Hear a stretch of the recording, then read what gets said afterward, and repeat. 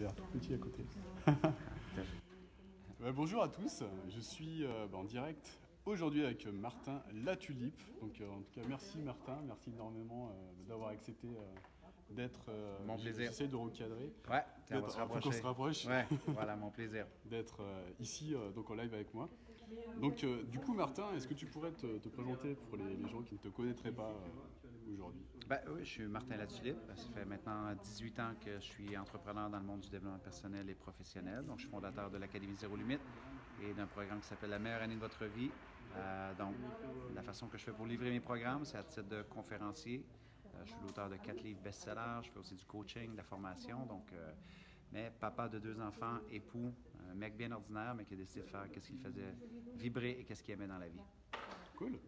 En fait, là aujourd'hui, tu es sur Lyon, donc c'est dans le cadre d'une conférence que tu organises avec Paul Pironi. Oui, c'est Paulo qui organise la conférence. Moi, je viens pour le soutenir, ouais. Cool. Et du coup, la thématique de la conférence? La thématique de la conférence, eh bien, on en avait multiples. Donc, c'est sûr qu'on est regroupé ici pour un programme qui s'appelle l'Académie Zéro Limite, qui est l'humanisation de la numérique. Donc, ce sont des coachs, des formateurs, des consultants, des infopreneurs qui veulent booster leurs résultats sur le web. Et on leur enseigne à le faire avec éthique, déontologie et avec respect, tout en ayant un maximum de puissance, de retour sur investissement aussi, parce qu'on a beau avoir des belles idées, mais c'est intéressant de les monétiser aussi. Parce que oui, on peut tout aussi bien être au service en gagnant très bien sa vie. Donc, on explique différentes stratégies pour y parvenir. Cool. Martin, du coup, ce matin, je parlais du métier de coach. En fait. Oui, tout exactement. Ce qui concerne le coaching. Oui. Et du coup, j'aimerais bien avoir ton point de vue par rapport à tout ça, ta vision du coaching. Qu'est-ce que le coaching pour toi, en fait? Dans une base, dans une forme très simple, le coaching, tout simplement, c'est... J'ai pas des bras assez longs, en fait, pour qu'on rentre tous les deux. De façon très simple, le coaching, c'est un individu qui a décidé de faire de son corps de métier l'accompagnement, la guidance pour aider des gens qui veulent améliorer leur aptitude, leurs compétences, une technique quelconque, un savoir-être. Donc, le coaching, ce n'est pas pour tout le monde. Ce sont pour des gens qui, à la base, veulent s'améliorer. Donc, ceci étant dit, sur c'est quoi la mécanique d'un coaching, donc tu as des coachs sportifs et tu as des coachs, évidemment, maintenant d'affaires, tu as des coachs de vie. Ça sert à toutes les sauces maintenant. Ce qui est important de comprendre, par contre, c'est que c'est important de faire ses classes. Donc, c'est sûr que si tu deviens coach de vie et que tu n'as pas même toi fait le travail sur ta propre vie, on a un problème d'éthique. C'est sûr que si toi-même tu es coach d'affaires et que tu n'as pas eu de résultats en affaires, ça peut arriver. Mais assure-toi d'avoir des fortes lettres de noblesse, forme-toi en coaching, va dans une école de coaching, obtiens ta certification, assure-toi vraiment que tu sais comment la mécanique du coaching fonctionne pour amener tes clients à progresser.